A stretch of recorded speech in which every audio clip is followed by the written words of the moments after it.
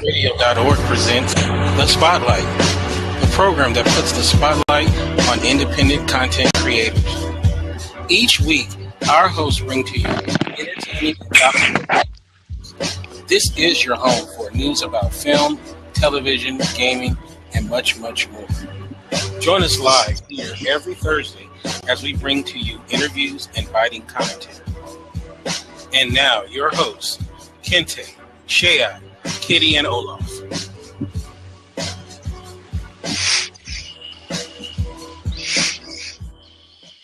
Hello, and welcome to an all-new episode of The Spotlight. I am your host, Kente, all the way live from Los Angeles, California. I am so happy to be with you on this December 17th. This is our final regular Spotlight episode of the year. We're going to be talking about 2015 and 2016, all the things that went on this year, as well as what we hope to happen next year and what we're looking forward to. And of course, we love participation. One of the ways that you can participate is you can go to our website, and that's IndieRadio.org. That's INDYRadio.org. Or you can call in. That number is 323-522-4601. I don't know why that made me laugh. That's 323-522-4601. Also, if you want to participate, you can go on to blab.im and you can see us on video, or some of us on video tonight. So go to blab.im. The name of the show is 2015 Year-End Review. And The Spotlight. And just search Kente, Kinte, and you can get us that way as well. And if you're on the Blab website and you don't see your name at the top, it's because you're not logged in. Just use your Twitter. It works best on Google Chrome, and you can enter like that. A little bit later in the show, we'll be joined by the Pop-Tart Kid as well as Dr. 285, and they're going to talk about a new movie that'll be premiering right after this, that they made. So that'll be a little bit later in the show. All right. So with all that said, let's introduce the co-host. I'm going to start off with the one and only Shea IG. How are you doing, Shea? I am doing very well. How are you today? I'm doing well, but I got to ask though. I know last week when I talked to you, you didn't sound too good. You feeling better? Yeah, I sounded like crap last week, but I'm feeling much better. All right. I'm so glad to hear that, and I'm glad that you are back with us. So it's cool. Also joining us is the one and only Captain Olaf Barbosa. How you doing, Captain? I am doing great. So I got my little buddy up here watching, keeping an eye on me and all that. And it's like kind of decided to have a little theme going here tonight. I don't know if you all interested in the Star Wars at all. So I thought I'd go with have a stormtrooper over my shoulder and all that good stuff. Yeah, we're going to talk a little bit about being that the movie came out today, but officially comes out tomorrow. And I got my tickets and everything. So that'll be one of the things we'll talk about tonight. But I'm glad that you are here with us tonight. Oh, always a pleasure. Love being on the show. It doesn't seem like it's been another year that we've done this, but it's always fun. Now, also joining us is one of the original Spotlight crew. It's the one and only Neon Sun. How you doing, Neon? Hey, doing good, guys. How y'all doing tonight?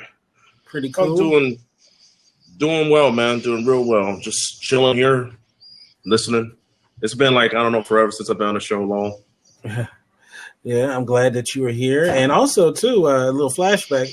PK's in the audience as well, so a little flashback to what was that, 2010 or 11, something like that. Yeah, so it's cool to have you here tonight. Also joining us is Sean. How you doing, Sean?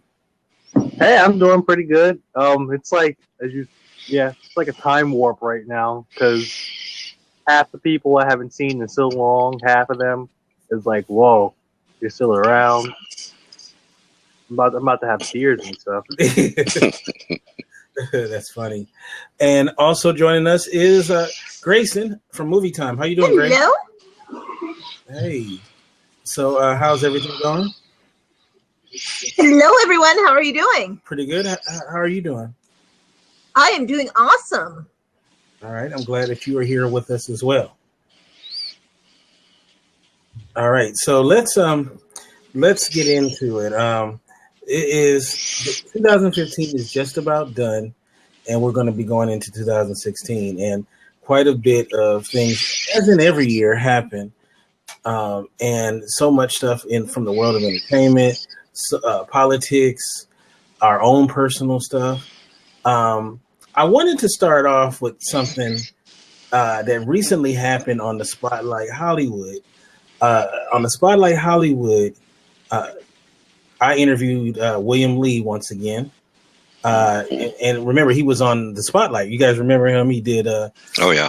That Fellas Yeah. and such like that. He's based out of Columbus, Ohio. And he's a filmmaker, director, an actor, writer, producer, all that. And one thing he said, and this might be of something for Neon as well as Olaf, is that he's always looking for new talent as far as on the acting front. Not necessarily looking for people who are professional actors, but more like people that he could mold. And I know that both, because I know he films in the Louisville area quite often, so that might be of note for Olaf. And also, I don't know how far Dayton is from Columbus. I know you said it in a Skype, Neon. That's not too far, right? It's not too far. It took me when I got to Cincinnati about 2.5 hours or so. So Columbus is not that far away. It's not. So if you guys want an opportunity to be in one of his movies, he's always casting. And I know for certain, Olaf, I know you're doing some live action work as well, right? Yeah, it's like I've done some work in a couple of them. They're still working on them. They hadn't gotten them out yet. But of course they're indie independents, so it takes a while. Well, one thing that you can expect from his movies is, it doesn't seem like it's a long time from when he writes them to them coming out on Redbox. He's pretty swift. You gotta give him that. The movie's gonna come out, Uh-huh. So yeah, and it's a good thing that he doesn't necessarily look for a professional, because I'm not professional. I'm a pro, but not professional. I'm a pro at goofing around. Well, I know, I'm a pro at mischief. His movies are action based, a lot of them. Uh-huh. So I don't know if he asks. I imagine he asks the actors to do their own stunts, and I'm wondering, how much would you and Neon, Olaf, be willing to do as far as stunt wise for a movie? For me, as long as I didn't have to jump off of something, I'm pretty much anything else. I mean, falling over or getting knocked over or things like that. As long as I didn't have to jump, and unless they had some really good padding for me to land on, and the reason, because I've had both hips replaced, and I just don't want to damage them. But so, like I said, jumping off something, anything else, I'm pretty much game for. I could see He's Neon. flexible. He's flexible. That's what you want too. You want somebody flexible. I could see Neon as because he does a lot of martial arts films. I could see Neon as like one of the goons. Hey, no, wait a minute. I want to be a good guy. Now, I mean, shoot, if you're gonna cast me as a villain, you better give me some good. If not, I don't be no goon 1 or 2. Shoot, Goon number 3. No. One of the guys where the hero dusts him up real quick, Right. And now that my Santa duties are over with, I'm also flexible on the beard. It can either be it can stay or be shorter. Or I'm flexible on the beard. That's like long as shooting's done by June, I'm good. Now, what about you, Shay? I know you're a voice actress. Would you be willing to do live action acting as well? Well, yeah, I've done a little bit of live action film when I was at grad school. I did a couple of student films. I was an extra in a couple of them, and I had a No. short speaking part in another short film. So I have had experience, especially with theater as well. So yeah, I wouldn't mind like venturing out more into the live action acting road. Am I right to think that you're the kind of woman that wouldn't mind to get her hands dirty? Like you probably would do. I could see you doing some little action, and you'd be cool with it. Am I right to think that? I would love to do action, definitely. I would love to do my own stunts, but I have to get fit enough to do that. But I do see myself like in like a lead in a major action film, anything that has anything to do with swords and explosives, I'm there. Yep. Swords, blow stuff up, catch stuff on fire, or shoot at stuff. I'm good. Shoot, I'm willing to do my own stunts as long as I'm trained properly and professionally. If I have to work out every day, I'm willing to freaking do it. Hell yeah. I want to be a Will Smith, I guess. This might be too late for me, but hey, man, dude, you gotta do what you gotta do. Now I don't see Sean. I don't see you doing action parts like that. I see you more as the financier of the project. All right, so you know what's funny? The entire time I'm sitting here, I'm thinking, you know what is probably going to happen? Like, wholeheartedly, yeah, I'll probably be down for a few action scenes, but I would probably be the guy that's casted to be like the final boss that sits in the top of the building in the chair and then turns around slowly. And he's like, oh, you've been looking for me, And then all his goons come out and stuff. And then he runs away like Cobra Commander. So, like, not really doing anything. Because a lot of those movies, you notice it's not the final guy, it's not the baddest dude. It's the guy right before the last guy. The last guy is usually the easy dude. Like, he's the guy that kind of, when all of his men are gone, he's all like pleading, don't kill me, like that guy. So you saying you that guy?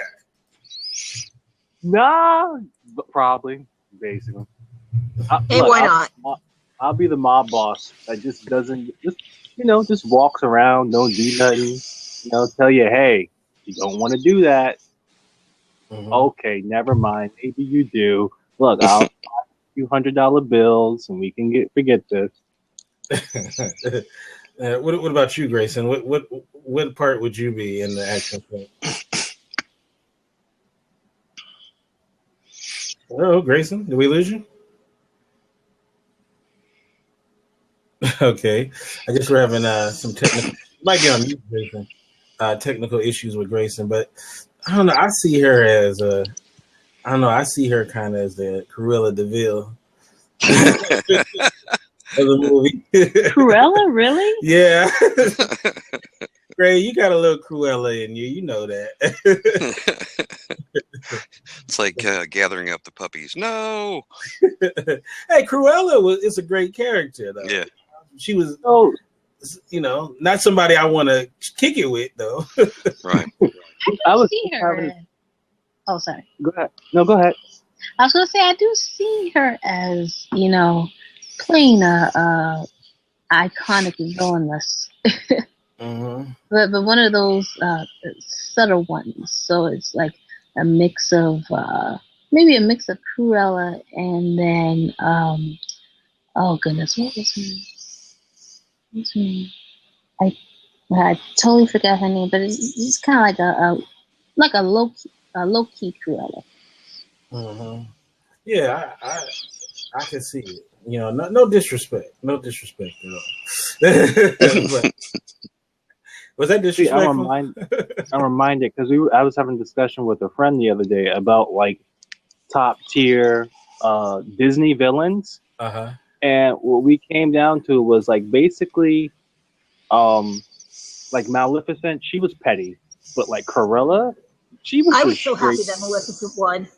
Oh, there she goes. Like she was just straight. Like Cruella, she's just straight. Like she's a PETA nightmare, and then she just wanted to kill some puppies with some damn fur. Like you have to be like top tier G'd up sadist just to not care what people think. And it's like, oh, I just want the puppy fur. It's like one of those obsessions that gets so bad that it doesn't really go away, and it's just like a part of you. That's like so much a part of you. It's like a coat you wear every day. Yeah. Let alone the spotted puppy coat she was craving for in those movies. She didn't want synthetic. She want authentic Dalmatian puppy. Yes, she did. Tears of lost dream puppy fur. That's what she wanted. If there was any time to call Peter, that would have been the time. PK says, villain-wise, I'd be the low-key.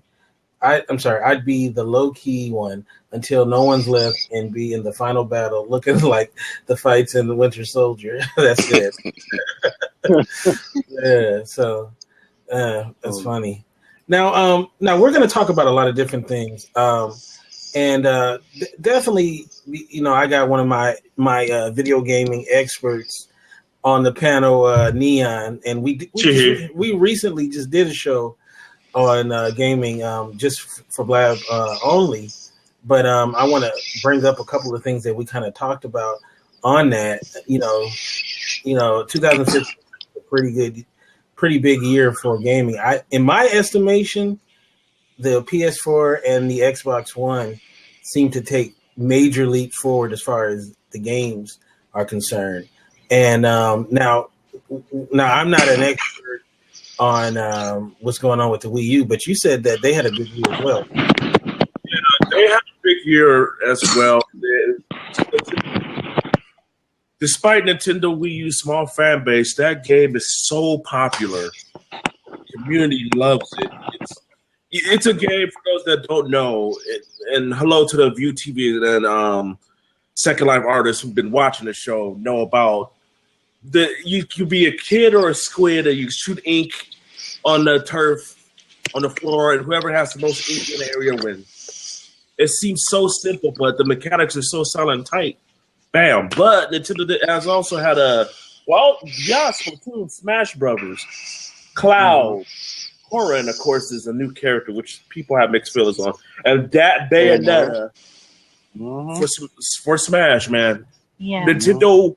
It's weird. Nintendo won something, but in Nintendo's own way, they garnered a lot of attention for the decisions they've made. Of course, Iwata has passed, and that's been sad. But Nintendo came back with that direct and they say, "Hey, we're still here, and get used to it." So. I mean, they've been playing kind of the safe bet, the safe cards, but it kind of works for them, So I think, that's pretty much the line. It's Nintendo. So I would say that their year has, regardless of their former CEO passing, they've been pretty solid. Mm-hmm. Yeah, it really has. Yeah, I would say. Oh, sorry. I was going to say, barring the new Nintendo 3DS fiasco, they've been pretty decent. Yeah. I would say them being conservative it's almost like their trademark. Almost, it's like playing it safe. At times it didn't work out for them, and at times it really did. This year, in my opinion, this year would be a mix, but being conservative until the right point, especially when they announced Cloud and Bayonetta as part of the roster for Smash Brothers, that was huge, especially when Cloud came in. Like, I don't think anybody thought that Cloud would be part of that roster. For those that don't know, Cloud is a very classic character from Final Fantasy VII. He may not pretty much he is the face of Final Fantasy in a way, and he's a classic character who fights with his other friends to save the world. But Cloud is such an interesting character that people just fell in love with this. But the fact that Cloud is on Wii U in some way or shape or form blows. There's saltiness in the PlayStation camp. There's saltiness towards Sakurai, who's the creator of Smash Brothers. It is just wow. Mm-hmm. And what's even more interesting is that Cloud happened to be announced, right when they're, revving up for the Final Fantasy VII remake. Not Nintendo, but Square Enix, Sony. Square Enix, yeah. So go ahead. Oh, sorry. So that might actually help Nintendo as far as the game itself. It's like you have the Final Fantasy remake that's coming out, but you also have Nintendo's version of Cloud coming in and saying, yeah, we see you with the remake, but we have this as right. So no one's going to be able to play as Cloud right now until that remake gets done, and the remake is going to be broken up in parts. So if you want to play as Cloud on the next generation, Wii U is next generation hardware. I don't care what people say; it's part of this generation, not in terms of specs, but anyway, if you want to play as Cloud right now, that's the best way to do it. And the fact that that he's not in PlayStation All Stars. All that salt, man. Salt, yeah, and more salt. That was a perfect opportunity for PlayStation to go ahead and show, and they didn't capitalize on that. It was so many opportunities this year that PlayStation had to make themselves even more well known. Yeah, they capitalized on a few, but I don't think it was enough. In comparison to Nintendo. Yeah, they waited later on in the year, not with I'm going back to like the E3 route. Mm-hmm. But it's like Nintendo always seems to have their good stuff later on after the fact, after E3 has passed. Right. That's when Nintendo's best. When Nintendo system. Right. I mean, when Nintendo gets the wall, corner Nintendo's best Nintendo. Mm-hmm. Splatoon, Super Mario Maker especially. Yes. I was another big hit. So they amaze me how they can keep putting out different iterations of Mario or whatever. I know, man. They're like the old dude who just sticks around, and you're like, why are you still here? But they doing their thing. They keep pulling the young ladies. That's Nintendo. I will say this as far as both Nintendo and PlayStation and even Microsoft is concerned. This year, they definitely listened more to the fans in regards to content and what they wanted as far as games. I know there was a huge announcement for the I believe it was the sequel of Shadow of the Colossus. What's the name of the game? Yeah. I'm excited about that. What is the name? It was a game that has been put on hold for so long. Legend of the Guardian? The Guardian? Yes. Guardian, yes. Yeah, thanks, PK. Guardian. And once that announcement was made, like on Twitter, like you had people like were actually in tears because they never thought that game was going to be made. And then finally it happens. So I have my own kind of issues with Sony in regards to them, those particular those reveals at E3, because I mean some of us knew like certain things were coming, but they kept on the way that their presentation, it was basically kind of the opposite of what they did last year and the same as what Microsoft did last year. So think of it like there was a role reversal sort of this year between Microsoft and Sony. And like we knew Kingdom Hearts was coming, but it was like we got some proof. Final Fantasy VII, I'm really, really iffy on because they've shown in the past that they're not really they don't want to take the risk, or they don't have enough what's it called? I'm missing the word. Belief or so in the product. And so they're kind of like filtering it out piece by piece. The same way with this whole split into episodes deal. It feels like a kind of like, okay, let's test the waters out with the first one to see if people really want it, you know? Mhm. So with Guardians, kind of the same thing. It's, you know, similar trailer, test gameplay trailer that we've seen before so many years ago. So it's just kind of now like a, hey guys, remember, we're still working on this, but we don't really necessarily have any new material to show you. I mean, what the demo that they showed of that, I forgot, The Last Guardian was beautiful. I mean, play mechanics is kind of like what you kind of expect of a platformer puzzler. They look solid and it's amazing, but you know, you gotta see more. I mean, going back to Final Fantasy VII, I know a lot of people were saying it's broken up into parts, but we don't have the details of the length of those parts. So my thing is, yes, we can talk about it, and I'm glad for speculating, but it's like I always get the sense that everyone's ready to write it off. It's like, you know, just like trailers for movies, let's watch the thing, then we can go ahead. If you don't like it, then big up to you. I'm not saying you can't like it. I'm just saying that, you know, this ain't towards you, dog. It ain't towards you. It's just in general, yeah.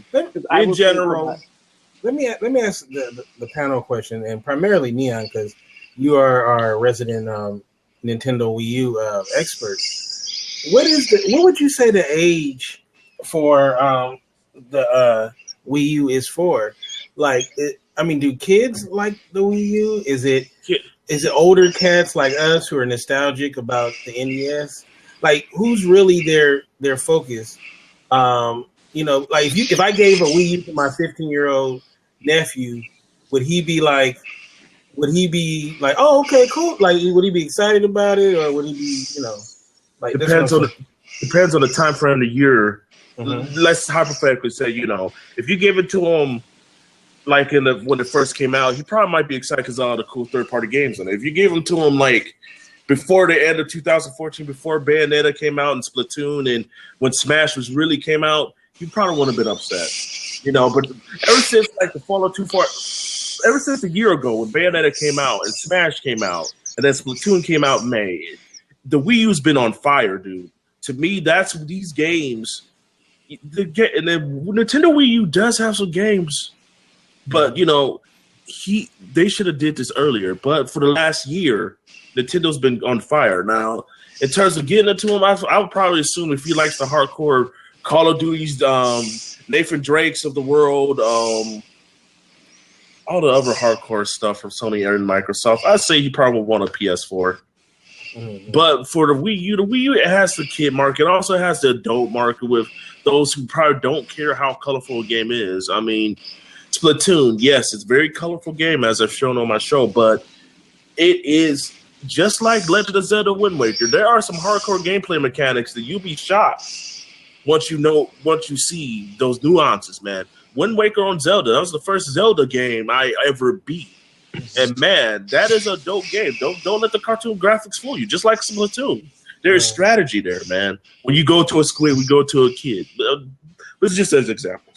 What about Shay? Don't forget about Monster Hunter too, because Monster Hunter, yes, Okay, I've heard Monster Hunter definitely boosted up the Wii U as far as putting it on there. Like, okay, this is a viable product. Because you have to remember, Monster Hunter has a very kind of sordid history between Nintendo and Sony, especially considering that Sony apparently doesn't want Monster Hunter anymore, and Nintendo's been holding on to it for the handheld for how many years now?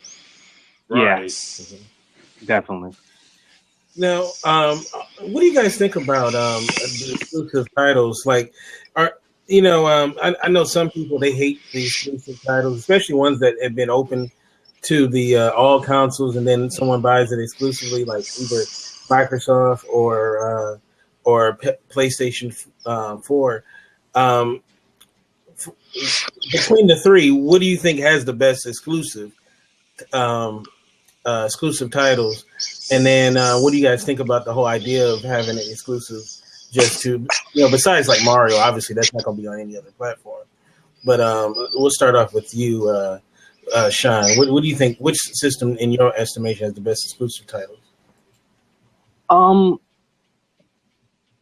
Okay, I'm going to just say for this year, I feel like Xbox had the best in exclusive titles because they had a larger range, or they had more than Sony had in that regards.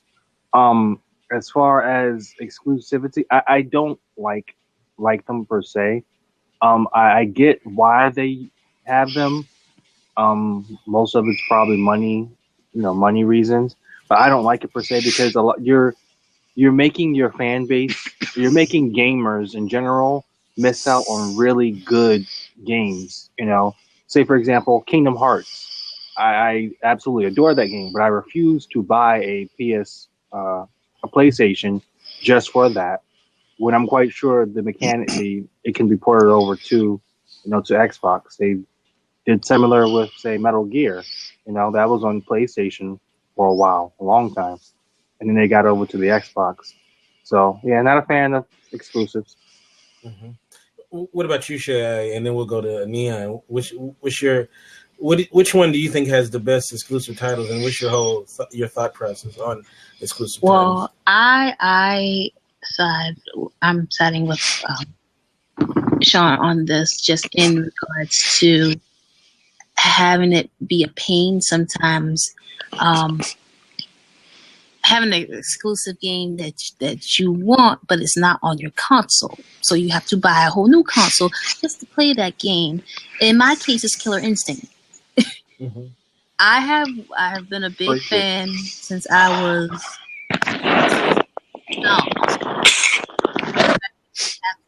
to buy a Xbox One just to play the damn game makes me sad. So it's a bit of an annoyance when it comes to that. But as far as like the best console for exclusive games, that's really hard to say. It depends on the genre. It depends on the market, and it depends on just the content of it.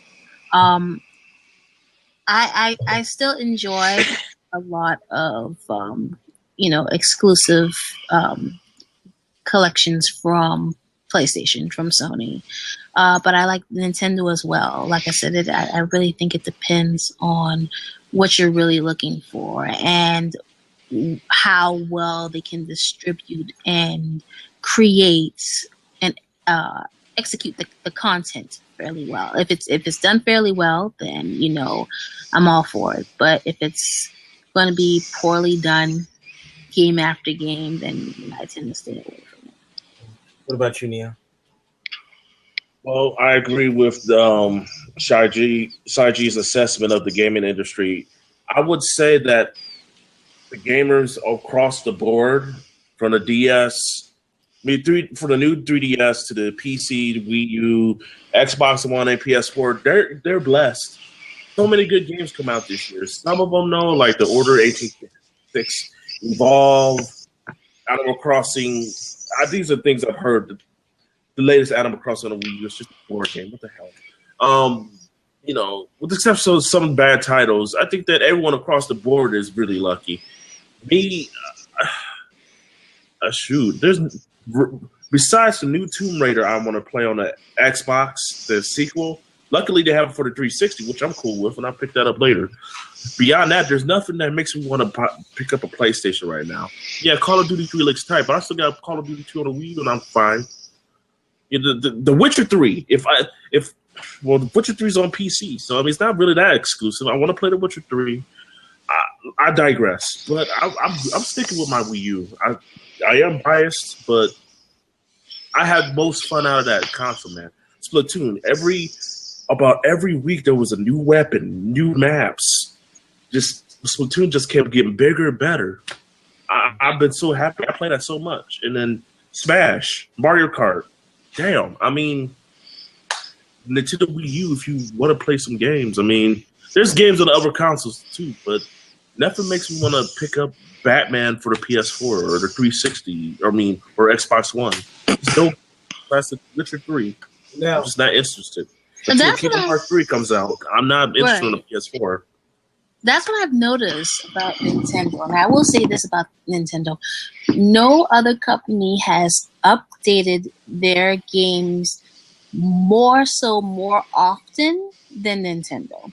True. Especially with because they have to keep, first of all, obviously they have to keep their image, and creating, family-friendly content. That's basically what they're based on. They'll have titles that are more adult, but it's Bayonetta being a good example. But all in all, they're more focused on just keeping it family oriented.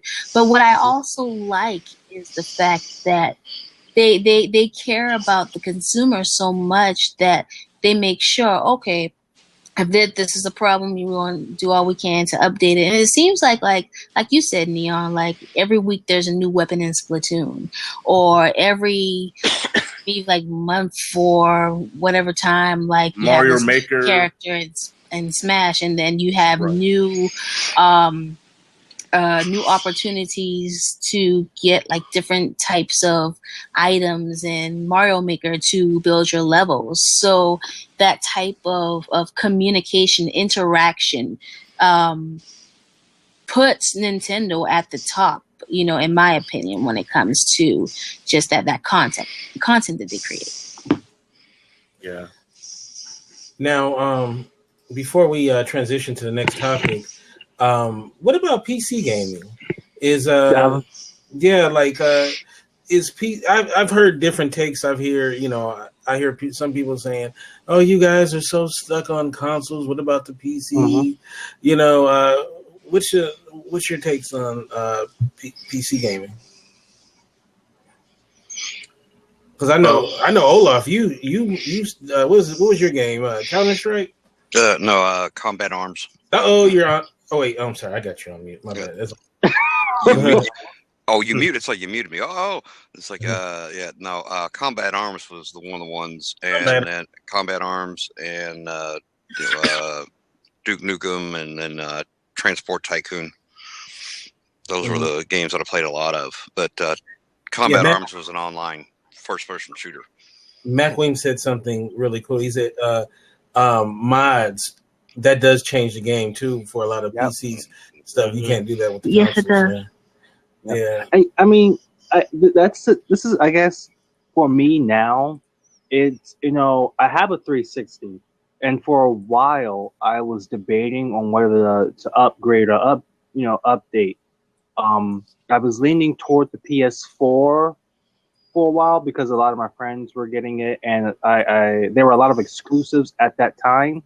Come to find out later, they're timed exclusives, but there were some exclusives that I wanted more than that of the Xbox. That said, after the last few months, after having been on my laptop the most, I'm really just seeing that I'm more of a PC person, and there's a lot more freedom in regards to how I want to play my games on the PC. I know a lot of people will bring up the fact that with consoles, you can easily turn them on, get to the games, and sit down on your couch or whatnot. I can rebuttal that and say I can do pretty much the same thing, especially considering nowadays when you have to go through 50, 60 install updates on a console.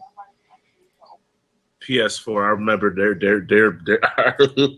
I heard horror stories.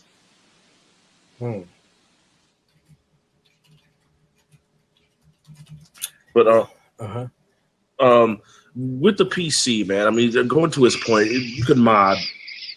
It's such much more convenience. I'm not a computer building expert. I know a little bit about it, but what I see people do, they can max out their rigs and have the best graphics and best running and everything. It's just they have so much more flexibility compared to PS4, for example. Well, you can't play your PS2 games. Backwards compatibility. You got emulation. Oh, you can't really play your PS3 games on the PS4. WTF? Why the hell would I get a PS4 in that case? All right, so let's transition to the films that came out in 2015. Now I know some of these films that everybody on the panel have seen, so I'm gonna just throw out some movies, and I want to get people's take on these films. So let's start off with the box office winner so far 2015. It's actually I think I read somewhere it's the third highest grossing film of all time. I'm still shaking my head on this one. Jurassic World. Wow. Jurassic World made a grip of money. Really? In a billion. Wow. It was like $1 billion something. Wow. And, yeah. So That's a shock. Well, I mean, I liked the movie, but I didn't think it would have ranked that high. Right. Yeah. True. it's that guy. Yeah. What's that guy that's the star of it? What's that dude's name? He was in Guardians of the Galaxy. Chris Pratt. Yeah, I Chris guess Pratt, yeah. people like that dude. I guess. Yeah. Because yeah, go ahead. That's probably why they went to see it. And mind you, they had the doctor in there. I forget his name, but I'll call him the psychologist from Law and Order SVU. BD Wong. Yeah, or Mr. Snow, was it Miss Snow from Mr. Robot, which is a great show. Great show. But yeah, I enjoyed it to the point where it's one of those you got to turn off your brain type deals. All the way off. But I can't necessarily say I would have gone to the theater to pay full price for it and like went out bawling that it's the best film of the year. No, it's not. Look, I actually paid to go see it, and I wasn't disappointed, but it was so dumb. It was just by the numbers. I didn't go to the theaters, but I recently got to watch it at home. When I saw it, it just felt like by the numbers. Oh no, lack of common sense. Typical bad guy. Typical tropey dude. No matter what race he is. Typical Chris Pratt. Typical girl who's and I'm a woman, but but I'm a feminine woman, but I'm still a woman. Hear me roar, type of wearing her heels the whole time. They didn't even human being. They treat her like a trope, is what I'm saying. And I'm glad that she did step up to the plate, but with the T-Rex and all. But I'm like, come on, man. The last part I did like though was the fight with the T-Rex. That was dope. The motherfucking T-Rex. I love the fight. I will admit that. That shit had me rolling. And how he got killed. Now I gotta ask Grayson and Shay this question as a woman. At what point do you toss your heels? Sister girl wore them heels the whole time. All right. So Shay, at what point do you toss the heels when you're in conflict with dinosaur? The moment I hear footsteps. You know how in the old the first Jurassic movie Jurassic Park, and that the iconic water glass scene, where it's like you hear the dinosaurs coming, but all you see is the water moving in the glass. Right. Mm-hmm. Yeah. When I see that, I don't just ditch the heels. I ditch period. I'm calling them before. Right, girl. Bye. Yeah. Oh man, that just killed me. I'm like, oh she man. could at least she could pop the heel off or something. Like, come on. Like that was. And didn't she change at one point? She still had on heels. Yeah, I believe. Right. So, Yeah, but you got to give her credit though. She did. She done pretty good for being in heels all the time. Not realistic at all. But I guess that there was a lot of other sins in that movie, but definitely, the scene I did like was when they were using the raptors to attack, and then the raptors got to the whatever that new thing was, and they had that little conversation. They realized, well, we all brothers, and then they started. They was like, "Oh, we were bull." You my brother. Oh, shit, really? Get that motherfucker. All right. He was like, "Man, we was bullshit. We wasn't about to help these people." I was like, wow. You know what I've been wanting to do for the longest, and I got PK and Neon here. That'd be a great scene to dub with what they're actually saying. That was built to be redubbed into something else. You know, with them actually, because that'd be hilarious. Because they were like, "Oh man," but yeah, that's funny. So of course, this is a new trilogy, by the way. There's 2 more movies that are already in production. So, and they're gonna really, yeah. It sounds like Josh will do redub of that. The scene with the conversation between the rapper and what was that thing called? The one they made up in the laboratory. I can't even remember. So I can't remember what it was. It was one of them big long names, and they gave it some short name because it was so long. So we just call it, I don't know, Buffy or something. I don't know. I can't remember. Now here's a film I didn't see, so I'm gonna rely on whoever might have seen it on the panel. Maybe nobody's seen it on the panel. Somebody trying to call me. Did anyone see the movie Ant-Man? And if they did, was that yes. good? Yeah. It was excellent. It was good. Definitely good, yeah. Okay. They took what was familiar with it, and they Marvel always seems to breathe new life into a heist film or a suspense film. Man, I hope you do talk about Winter Soldier, because I hope we get to talk about that. Was that this year? Yeah. Did it come out this year, Winter Soldier? Yeah, I think so. Oh, okay. Well, yeah. We can See, that question that you had, that's exactly how I felt with Ant-Man. Because I was under the assumption that it was coming out next year. This thing came, like, I remember seeing some commercials for it. I'm like, oh, looks okay, looks cool, whatever. I wasn't really hyped about it because I've also heard that they changed the backstory up and Hank Pym was going to be in there, which also meant that the domestic abuse between him and Ross was going to be in there. So it's a whole lot of stuff that was going on. I'm like, okay, great. I have a year to wait.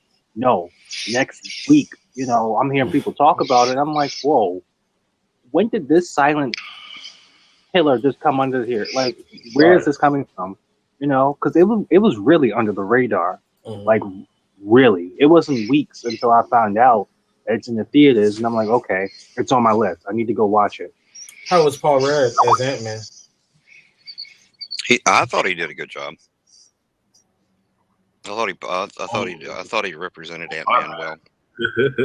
Because I'll be honest with you, I'm not very familiar with Ant-Man as a character, so that's why like I wasn't familiar with Guardians of the Galaxy at all either. Oh wait a minute, Age of Ultron 2. My bad. Okay. Well, we're about to get to that next.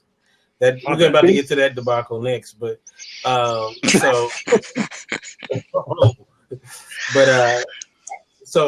Ant-Man. Okay, so you guys say it was good.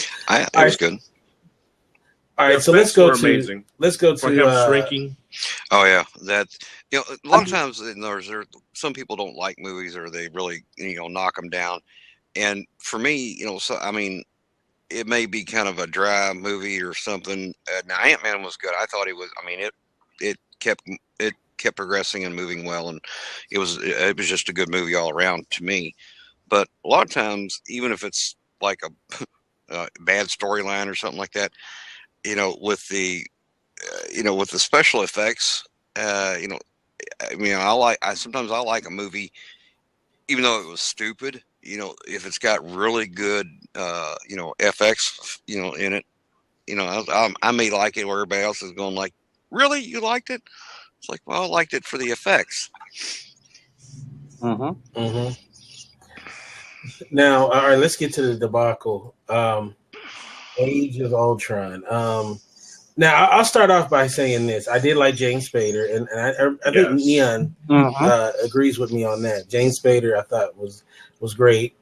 And I'm gonna tell you though, I didn't like the whole love story with the Hulk at all. I thought that was cheesy and corny at the same time.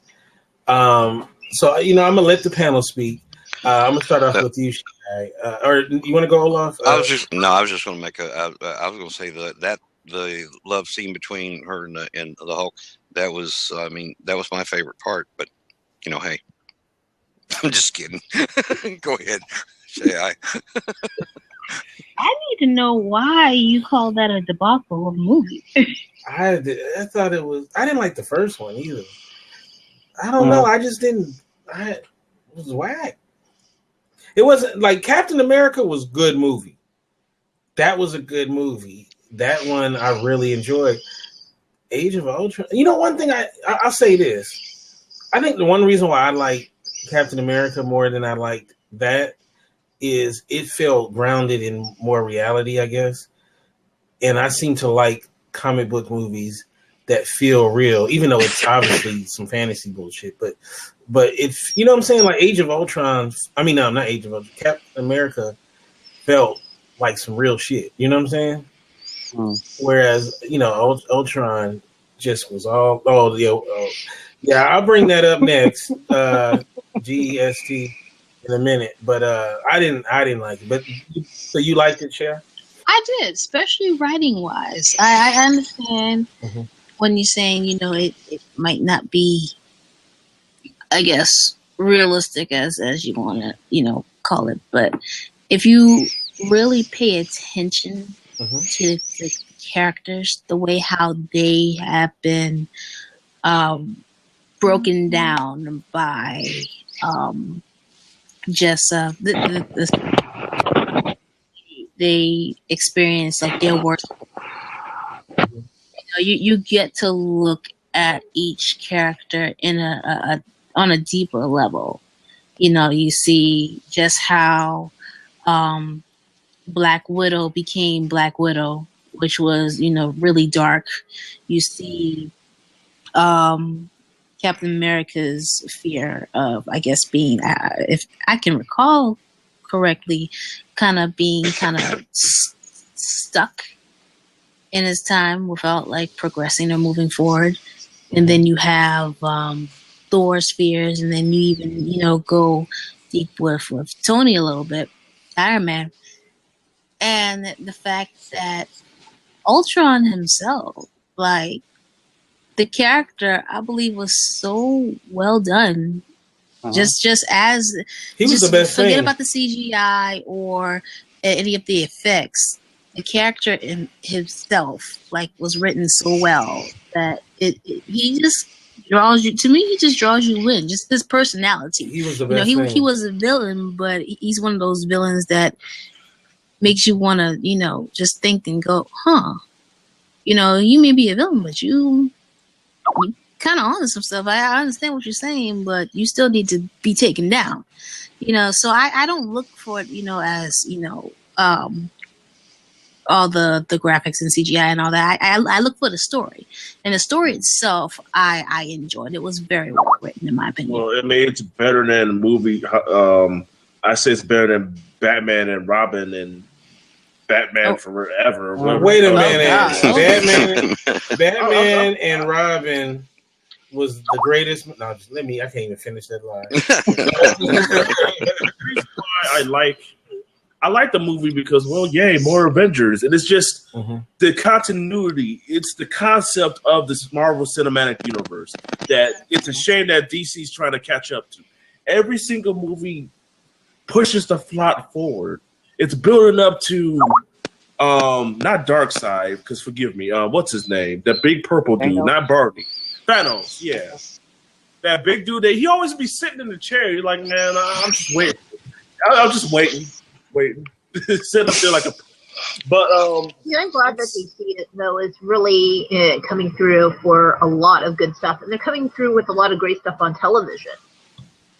Yes. Well, yeah, that's beyond this particular movie, though. I do admit, though, the best thing about it to me was James Spader's character performance. I think for me that probably be the high point was James doing his thing as Ultron. I did have some issues with it, with the picture, but I think James kind of was like the saving grace for me, because I'm like, oh, it's cool, it's pretty dope. Now I'm gonna say two words, and we don't have to spend a long time on this. But I feel like somebody mentioned in the chat room, and I figure we can do a quick flyby on it. The new Fantastic Four movie. Yeah. Only watch because of Michael B. Jordan. You gotta support the brothers. Yeah, I love That's Michael the B. only Jordan. reason why I would watch that. Michael B. Other Jordan than was, that. he was, he's great in everything.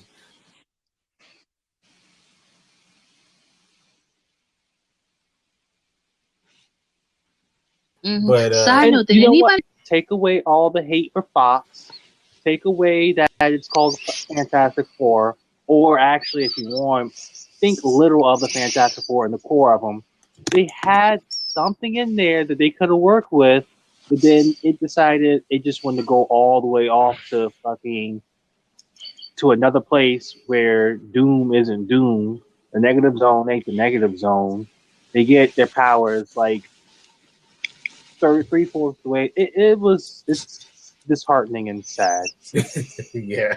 And you gotta remember too, this is from like the same, if I'm not mistaken, the same team that did Days of Future Past, which was brilliant. Great, yeah, that's a great movie.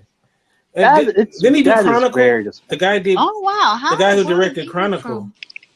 The guy who directed Chronicle, I believe, directed that, which was a good movie as well. Yeah, I heard controversies about that. That it was his first time having a bigger budget film, and he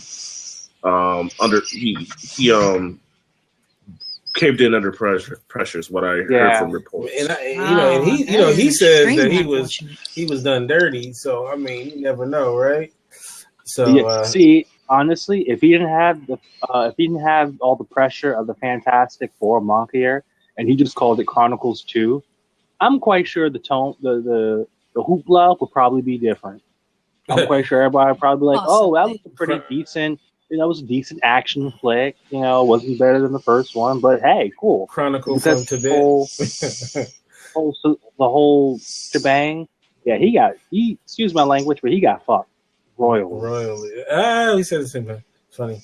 All right, so I'm gonna zip through some more movies. A movie that I was surprised I enjoyed as much as I did was Mad Max Fury Road.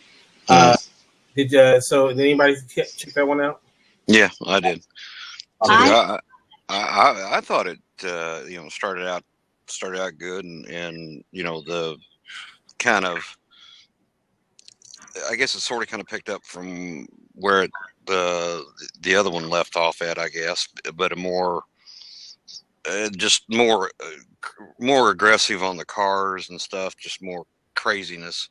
The look was awesome. I mean, it was more like more into the future, I guess, as far as how they did the cars. They weren't quite, as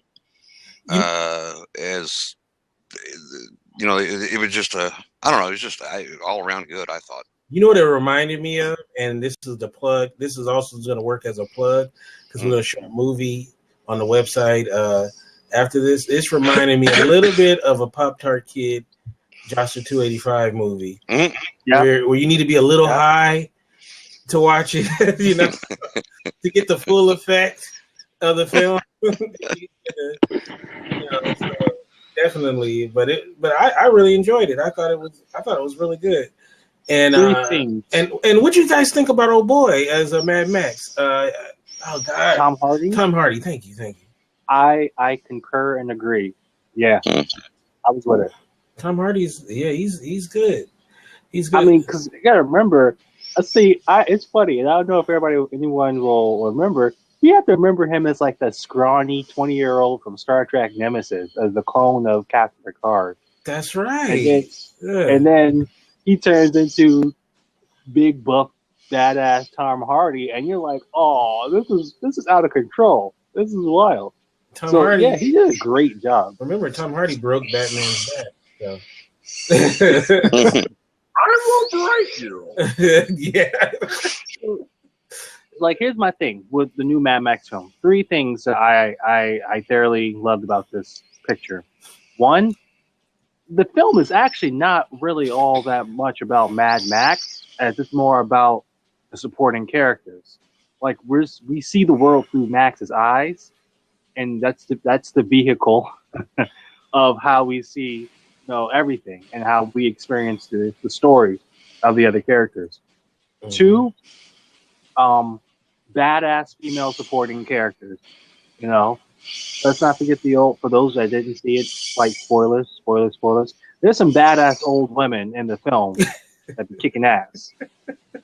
Yeah, and Miss lastly, Williams and 3, the Milk Mothers. The Milk Mothers.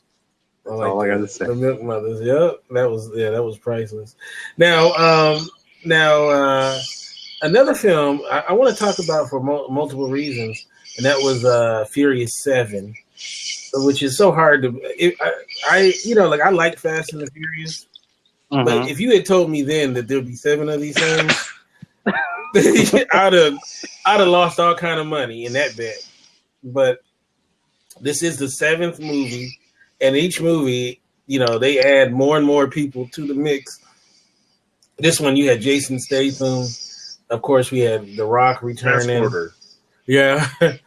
And, this movie, it was as good as you can get from a Fast and Furious movie, I thought.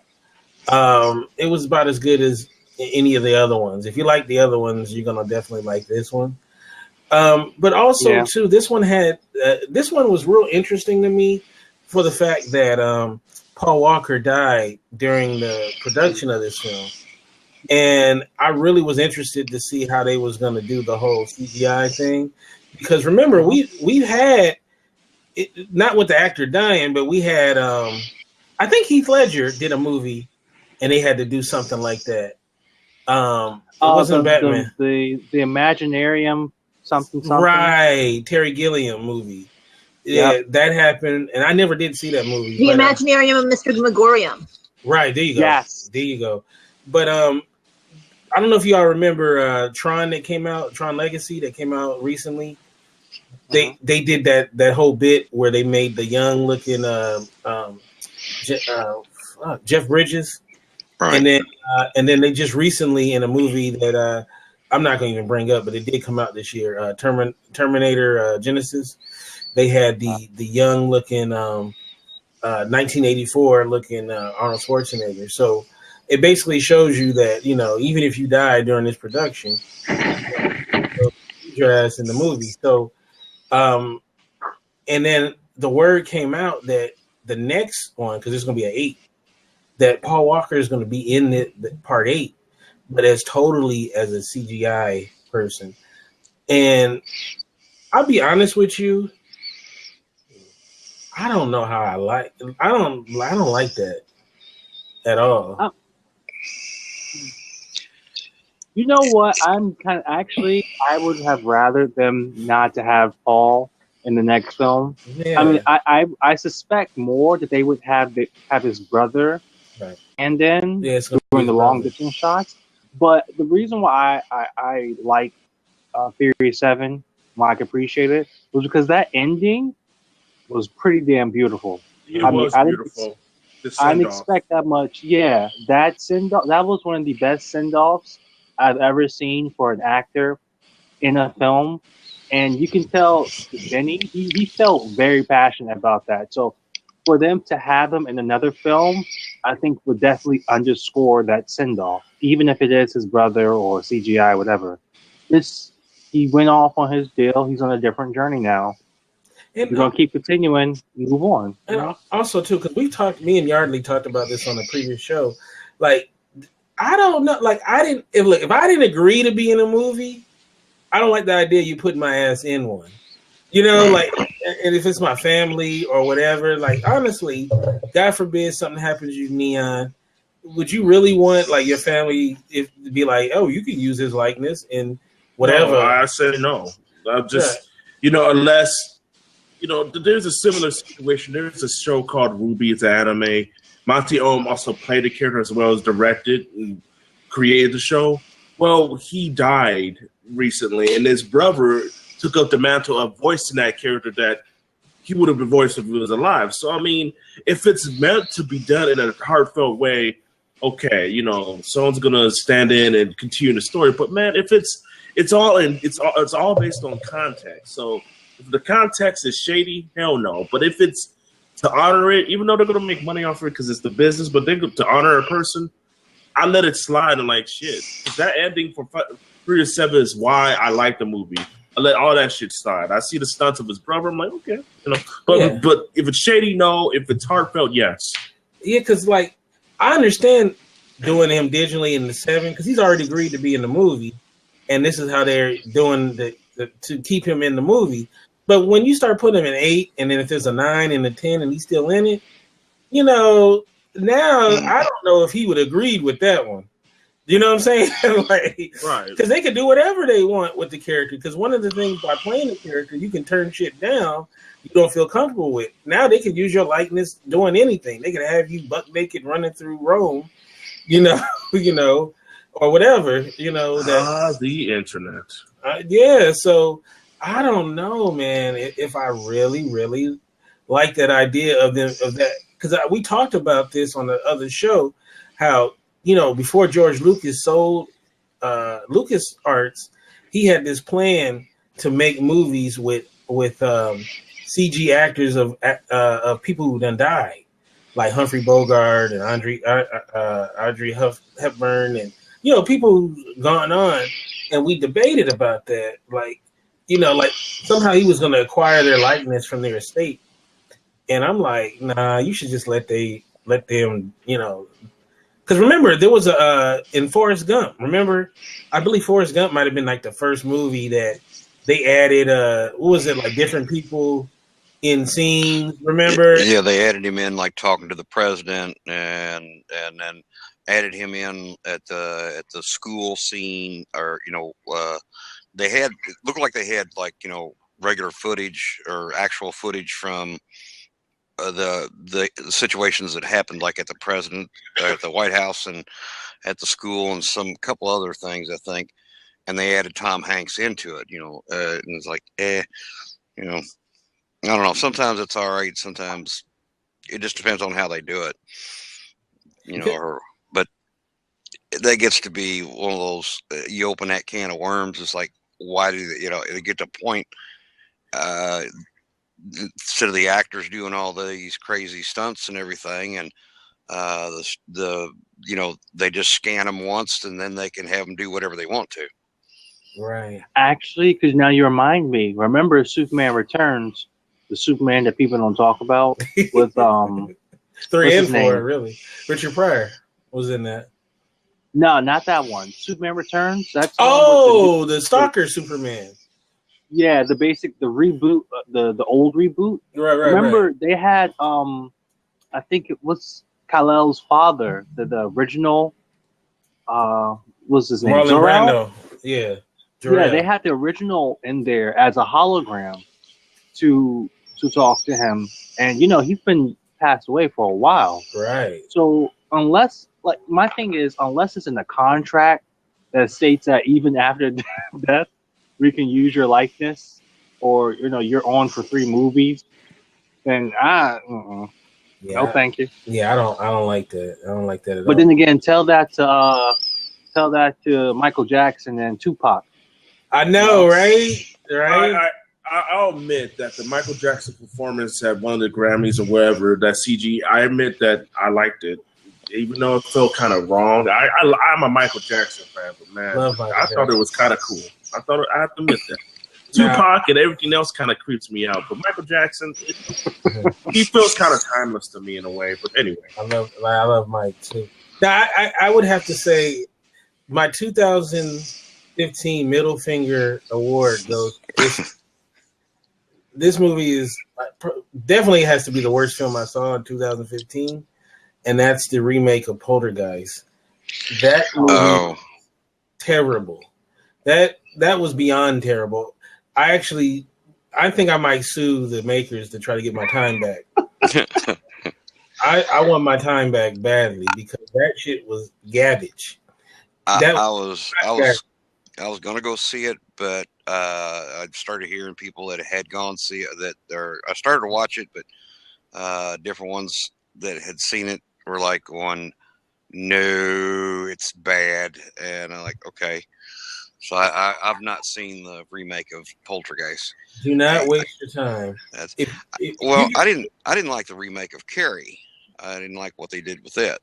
I didn't see that, but it couldn't be as bad as this bullshit. And you know what? If you have a choice between the bullet in the head and watching that movie, take the bullet. Do yourself a favor and just take the bullet, because that was garbage. You know what? I'm glad I didn't see it, because now it won't wipe away my memory of the old kind of, it was cheesy, yet kind of scary, horrifying in a way, original. Or, you know, the mommy scene, or the little old short lady going, this house is now clean. Well, I got a runner-up too, real quick. My runner-up, middle finger of the war, is I didn't see Godzilla. I never got around to see it, but this movie called The Visit. It's an M. Night Shyamalan Ding Dong movie. Okay, anything M. Night Shyamalan should go to number 1. That was number 2. That movie was hot garbage. Like I said, take the bullet rather than watch that movie. But yeah, that was terrible. The Visit, about them old people, you know, terrorizing their grandkids or whatever, that was terrible.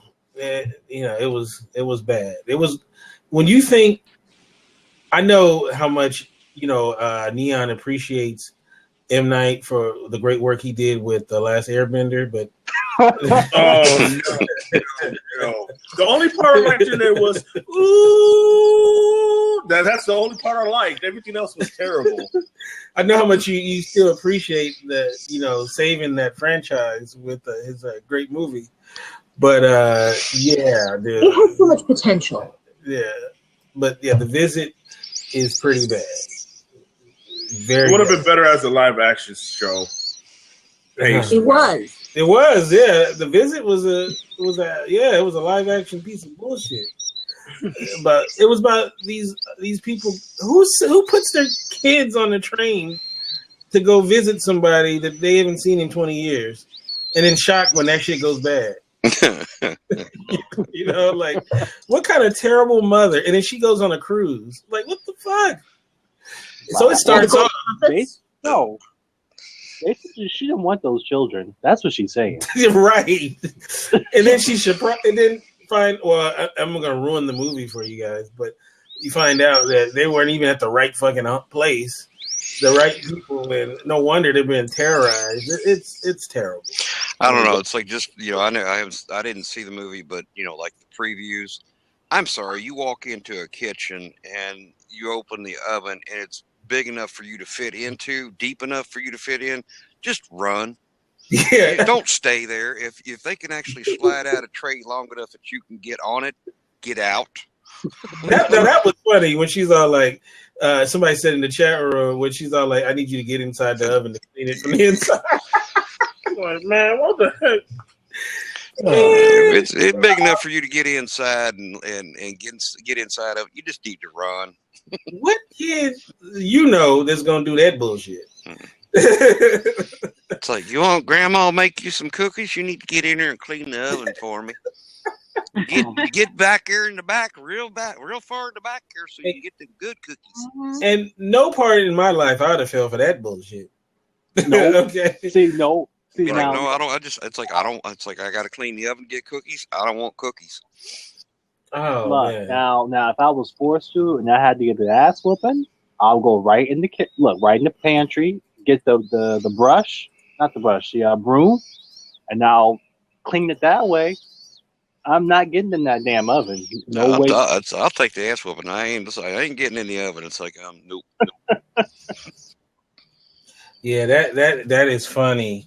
Now I'm about to bring in Pop-Tart Kid is going to hop in the open window on Blab, and also I'm going to bring Joe in on Skype.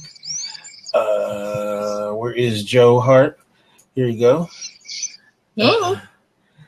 No, you're in the chat room. Just hit the open seat, Pop-Tart. There you go. I should have made you what's my jiggy? I will say that my highlights for this year so far, I think The Martian. That's what I keep hearing. Yeah, The Martian. Pretty good. And Spectre, you know what? The new James Bond flick. You know what? It's James Bond. Don't ruin it for me. I'm just gonna say it's James Bond doesn't die. What more do you expect? No spoilers. Did I ruin it? James Bond doesn't die. No, James Bond doesn't die. He just gets recast. Well, actually, I James guess Bond will never die.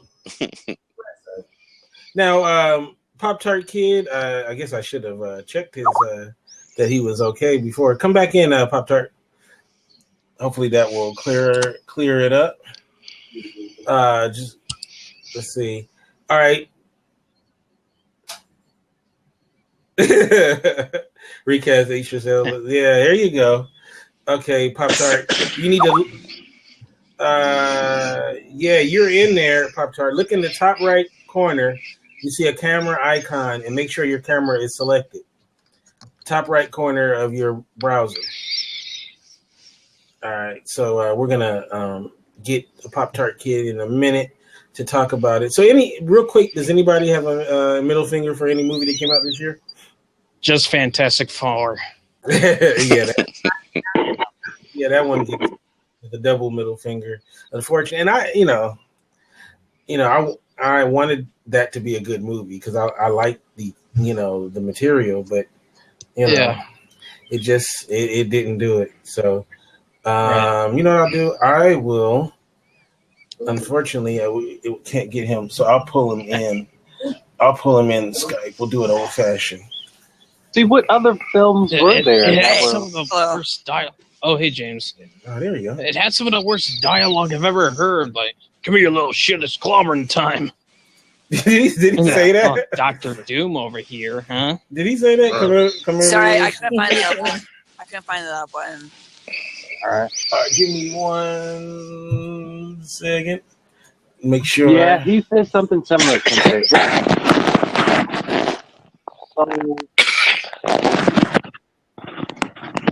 don't even know. I can't even decide whether to call it cheesy or shitty because they did like a few puns for Dr. Doom, and disappointing. Dr. Doom was so disappointing because it was like the whole movie you're waiting for them to become who they are, and they didn't. Oh, Jesus. I have a word for it. Not cheesy, not bad. Painful. Yeah. Painful. Yeah, I agree. I call it stretching. You're too kind. You are too kind. Creative exaggeration. If that's the case, that's the true sheet. It's like creative freedom to like really go just stupid. Yes. Like I said, Hey, let's get drunk and bring in someone unqualified. We'll go to this planet. Nice.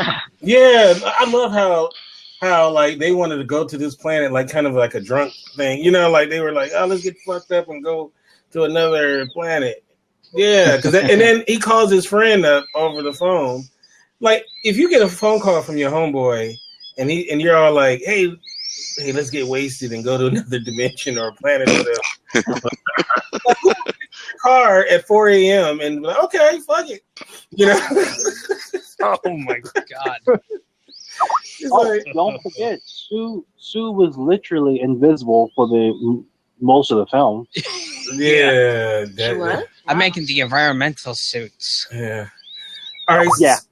So we're here with the Pop-Tart Kid as well as Joe. And I hate what they did 25. with Dr. Doom too. Like they turned him into this fucking internet activist. I was like, oh yeah, yeah. Maybe we get to this planet, we can bring over the waterboarding as well. I'm saying, rename this guy Dr. Douche. You're right. All right, so we're here with the Pop-Tart Kid as well Hello. as Joster 285. I finally got a Hey. webcam. There you go. All right, and so now they're here because they have a new film that's going to premiere right when this is over at indieshowcase.org/watch party. And also, too, there's a video feed on indieradio.org. So I'm going to start off with you, Pop-Tart Kid. Tell us about this film. All right, it's a Sesame Street parody. Very violent and crazy. Very raunchy. What happens is some of the Sesame Street characters are in an asylum, and Bert and Ernie are having trouble at home. They're having problems. Wow. Oh my God. And who Usually wrote they're this? domestic partners. That's what we put them as in the movie. now who wrote this this film? I wrote it. Oh, okay. Yeah. And tell us, Joe, what was your involvement in this project? Well, I voiced some of the characters. I did the editing, and for this cut for Fucked Up Street, I directed some of the quote-unquote sex. You directed the sex, and there's sex in this film? Yeah, in the beginning, there's a scene where Bert is in front of him. There's a table. There's lines of cocaine, and he's watching porn. Oh, so it's very similar to how the show was, like, right? Yeah. That's hilarious. So, also tell us, what did you use to create this film? The movie stunts and effects. Wow, you guys still can put together some material with the movies. Oh yeah. Are there any new mods in this that maybe? Yeah, Mike DeBoyne made like all the Sesame Street characters, like Kermit and Elmo, Bert and Ernie, Count Von Count, Big Bird, Oscar the Grouch, all of them. Yeah. Oh, okay. And who are some of the voice actors you have in this? Arpo plays Oscar. Arpo plays Count Von Count, and then Joe plays Elmo, and what you play, Joe, again? You play Elmo, and I played Elmo, Cookie Monster, and a special appearance in the movie too. Oh yeah, special appearance, right? And then Andy Inc. plays Ernie, and hold on. Now you got to give us a little bit of your Elmo. Oh yeah, Johnny X plays Bert. Yo, you got Johnny X up in there. Yeah. Okay. All right, you did. Okay, I didn't even know he was still doing stuff. Yeah. Okay, so give us a little Elmo, Joe. Hi, kids, how's it going? Get it down in there. Some of us are trying to masturbate. No one cares, Elmo. I just want to eat some cookies, okay? So this is going to be definitely something my 9-year-old nephew. No. Shouldn't watch. You know, he likes the Pop Tart Kid movies and Joe's. Did I ever tell you that he was like 7 or 8? No, he was 7 years old, and I made the mistake of leaving on. I think it was Postal. Was it Postal? I think it was Jerry the Agoraphobic. That's it. That's the one. Oh, really? Yeah, and he's like, I hear him laughing in my office, and I'm thinking like, what is he laughing at?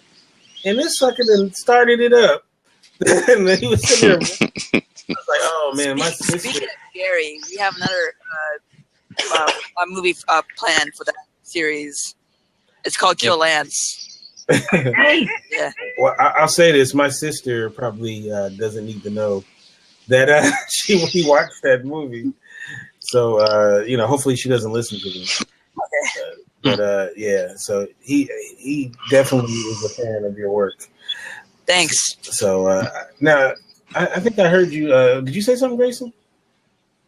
I was saying that it's really great, and just so that we're not in trouble, any portrayals or depictions within that movie are strictly coincidental and have no reflection on the actual show of Sesame Street or any Sesame Street-like type characters, even though based upon a Sesame Street-ish situation. There you go. That's your legal disclaimer. Yeah. Disclaimer. Yeah. So- Or you could just write, Fucked Up Street is a non-profit parody. That's what we put at the end of the movie, right, Joe? Yeah. Yeah. Okay. So you guys have been teaming up quite a bit. What is it about working? I'm going to start off with you, Pop-Tart. What is it about working with Joe that you like so much? Because you guys work together quite a bit. Yeah, it's pretty fun. I like working with Joe. Mm-hmm. He's pretty cool to work with. Mm-hmm. And what about you, Joe? What do you like working with the Pop-Tart? Oh, it's great working with him, and he gives me a lot of roles, and I edit a lot of his movies. Okay. All right. So, what's the next project that you guys are going to do together? What was it? Hold on. I think it was Kill Lance. Yeah, Kill Lance. Yeah. Kill Lance? Yeah. Okay. Now, do you guys know GST 195? Yeah, that's Yes. Who is that? Or is he trying to hide? well, that's Jeff. Jeff. Yeah. Yep. Hey, Jeff. How you doing, Jeff? All right. So, okay. So that's going to premiere right when this is over. Go over to indieshowcase.org/watch party and definitely check that out. All right. Before we go, like I said, 2015 is coming to a close. 2016 is coming up. So I always like to do this for the last show of the year. And I'm going to start off, with Shai. Now that 2016 is coming up, do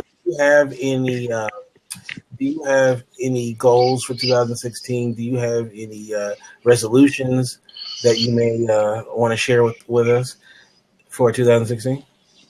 It's kind of a broad question, but Mm-hmm. Mostly just getting more content out there, just working on my projects, both, current and new, and hopefully making channel more than it is now. It's been like a bit of a pause with my channel. I'm hoping to, get that started back up. So that's it. I have a lot of resolutions, but that's the main one I'm focused on, just getting back into the swing of things. Okay. What about you, Sean? Do you have any things that you are planning to do next year? I know you got big plans. You about to take over the world, right? No. What's happening? I'm always the right-hand man that sits in the shadows. But speaking of which, mostly, since I'm in the art field too, it's getting out content, whether it's my own or the company. So I know I have a lot of work as far as managing production for a few titles that we're going to be working on. I still, for those who remember, I still always am thinking about and am working on things for Valhalla. It's becoming one of those things where you're focused on the world building instead of doing the actual story. George so Lucas. I want to get back into that. Actually, I need to go and resubscribe for Movie Storm. So, but you sound like George Lucas. Just getting some content out there, and stop. You got to pay off this debt because I don't like owing Uncle Sam anything. It's not cool. Definitely not cool. What about you, Grayson? You have any resolutions? Well, to complete the deal for getting there as well as project out there as well as also I would probably say there's a little bit of a couple of personal goals on that side. It's like, of course, everybody. It's like one that I'll try and keep as healthy as we humanly can, and also I'm preaching this year tolerance. And a little bit more patience and a little bit more tolerance. Amen. What about you, Neon? I know you always got big plans every year. Yeah, it's just to continue on and do, without God's grace, I'm nothing. So I'll let God decide what my New Year's resolutions are. I really can't give anything up right now. So maybe at a later date, but pretty much just, being blessed, being highly favored. That's about it. There we go. Now, what about you, Joe? Just to stop procrastinating and get back to making movies. Okay. And is it going to be a high body count, or are you going to have a lesser body count for 2016? We'll just have to wait and see. All right. What about you, Pop Tart? I want to make I have a live action that I want to make. It's called it's about this guy who dies. He goes to hell and he babysits the devil's daughter. Oh, okay. Is that a job you're trying to get? I read it. Yeah, Joe's read it. Okay. Oh wow. Yeah. So what you need? Movie he should pitch it. Are you gonna have Mike making these? Is there a hell set? No, I'm planning to do a live action. Oh, live. That's right. Yeah. Right. So you actually gonna go there? Yeah. And film. Yes. Yeah. All right. What about you, Santa? Well, it's like hopefully, I guess for next year, it's like do some more, hit some more conventions, hit more conventions than I did this year, and it's like get my other house finished up and get a actual studio built and done, so I'm not like moving it around all the time. That's about it. The biggest thing is it's like getting moved into the other house. So. Mm-hmm. All right. And so myself, obviously, is to be more productive, get some of the different projects that I have planned out there for you guys, and also just enjoy myself. That's my goal. Now, just so you guys will know, is of course. Me and my friend Miosha, we've been working on a little short film based on a machinima from back in the day called Hard Requittals. That should be out very soon, and we're gonna have a little premiere of that. Oh, awesome! I want to see that. Yeah. It's I guess I'm biased, but it's pretty good. It is. I think it came out pretty well. So that's coming out soon. Cool. Like I'm talking about like very soon. It's like all of a sudden, we'll have it out there. And then also, we're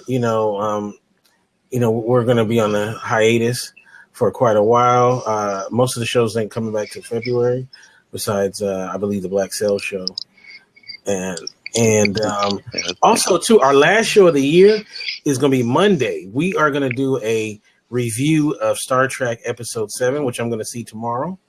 Star Wars. I mean Star Wars. You said Star Trek. Here, there's the promo right there. There you go. We had Star Trek Episode 7 of Season 1. We're gonna do a review of that. No, Star Wars. The Force Awakens. Force Awakens, which I already got the tickets and everything that for tomorrow. We're going to review it on Monday, so we're gonna break down a lot of what happened. Obviously, if you haven't seen the movie, you probably don't want to see that listen to that podcast, because there won't be anything called spoilers. And everything that happens in the movies we're going to talk about. So I'm just warning people now on Monday's show, if you haven't seen the movie or if you don't give a shit, still listen. But we're going to break down a lot of the movie and what we thought, and from accounts, people seem to are enjoying it. So we'll see. I'll be able to tell you on Monday, and I ain't going to hold anything back. So hopefully it should be better than prequels. I just watched episodes 1 through 3 like the last several days to get prepared. Yeah. And I'll be honest with you about episodes 1 through 3. I actually enjoyed it a little bit better these last couple of days, maybe because I don't remember them as being very good. Yeah. But there's so many. Looking at it, you're older and wiser and No, it's still corny as hell. The dialogue is just really, really crappy. And I was thinking, well, maybe I'll like Hayden Christensen better this go around. No, I didn't. He was terrible. Even episode 3 is best known as not the worst.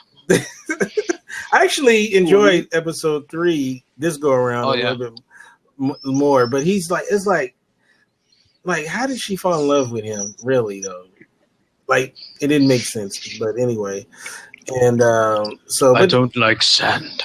He uses the Force. Yeah. Also too, we gotta kind of call Yoda out because Yoda really fucked up everything because he was fighting the Emperor.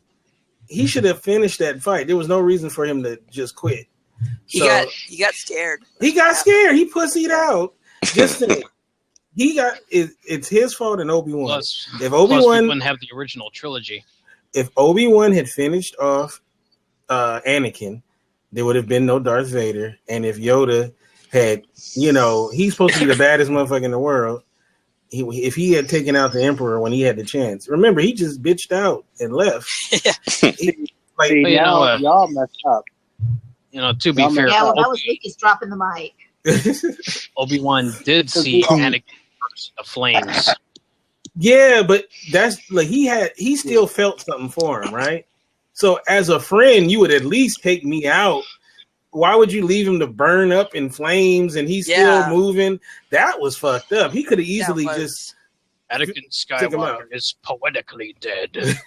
Metaphorically dead. And also too, why didn't fucking Darth Maul do with Obi-Wan did? Basically he was in the same position as Darth Maul was. Because remember he said, "Don't take the high." I got the high ground. Remember Darth Maul had the high ground, and look what the fuck happened to him. He got chopped in half. So, but anyway, I digress. But all right, so let's start off with Neon. How can people get you on social media? You guys can catch me at twitter.com/online. I like a lot of game videos, stuff like that. You can go on the facebook.com/MBAOZEAL. Might be a fan of me. It's second season. I share a lot of photos, and I'm currently commentating on Ruby, and also for the main Gaming on the Rocks, youtube.com/GOT ROXES. Working on season 4 right now. Season finale with more squee. The previous episode was just a big old flop part. This time we're just going to do more than single player content and a couple more levels. And so I'll see you guys in season 4. And the TOZ chat panel will have some stuff coming up in the new year. So keeping everything under wraps for now. So you guys just catch me there. All right. Grayson, social media. All right. So you can get me at Movie Time Indie as well as also at Grayson, Facebook, LinkedIn, Visipedia. Gosh, so many ways that you can get me. Also, stay tuned on Monday. We are having our end of exciting season review of our Movie Time show as well. And so we're going to be talking a lot about our guests in the upcoming season that's coming up in February. We've got about 16 new guests that are coming up. So, and also we want to hear from you guys. What topics do you want us also to cover that you're unsure about still, and so that we can give it up for our guests as well. And like I said, you can get me on LinkedIn, on Facebook, also on my website, www.pastlifeproductions.net. And if you can't find me, you're not stalking me hard enough. All right. What about you, Sean? I know that you're not Mr. Social Media guy, but in case somebody really, really just had to get at you, how can they do so, brother, man? Well, actually, you can find me through Skype, Crazy Logic Films, one word. So Crazy Logic Films. That'll probably be the best way to get to me if you need me. That's that. Okay, and let's see. What about you, Pop Tart Kid? You can catch me on Twitter to Pop Tart Kid, Facebook James Atwell, Instagram to Pop Tart Kid, Vine to Pop Tart Kid. That's it. All right, and and LinkedIn too. LinkedIn, yeah. Okay, Joster285 playing with his dog. Yeah, you can follow me on Twitter if you want to, but I'm more active on Facebook and YouTube. You can catch my 2 YouTube channels, clone of Joster285 and Joster Plays. Okay, Shai, how can people get you on social media and such? You find me on Facebook. That's Shai.G.85, and also on my Twitter at Shai_7, and my blog, My Realm, My World, Shai's Realm. That's SHAISREALM.blogspot.com. And also too, will we get any new music from you on your YouTube channel coming up? That is something that I'm working on. I'm going to bring back Cover Me, and I will have new music coming in the new year. So hopefully in late January, early February is my goal. Do you take requests at all? Yeah, I still take requests, of course. Okay, cool. All right. And Captain Olaf Barbosa, how can people get you social media and all that good stuff? Well, you can follow me on Facebook, Twitter, and Periscope and Instagram at Olaf Barbosa. Pretty easy to stalk. Just don't stalk too close because I do get nervous and I do have an itchy trigger finger. I forgot to put the little. It's like, yeah, and of course the other place is indyradio.org. There's links to follow. There you go, follow to stalk me there. So that's looking forward to the next year. All right, and you can follow me at Kente F. And make sure you guys go over to indyshowcase.org/watch party. I'll put the link all over the place. And in just not even a minute, we're going to be starting Joster and as well as Pop Tarts film. All right. All right. You guys have a great evening. Hey, thanks for watching. Bye. Good night. Bye.